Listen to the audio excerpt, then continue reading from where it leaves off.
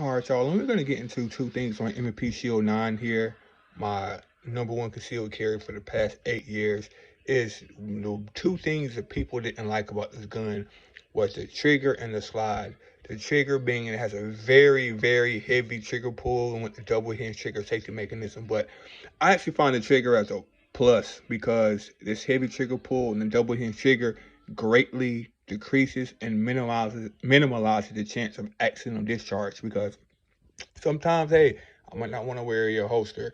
I might want to tuck it in my pocket, and when it gets extremely cold, just tuck it down on my snow boots. But what I like about this shield when it comes to cold weather, the trigger guard is big enough, and I sometimes wear my padded tactical gloves so that I still can get these thick gloves on, get my finger in around that trigger guard for easily firing. So folks, this gun's empty. As you can see, the chamber's not loaded.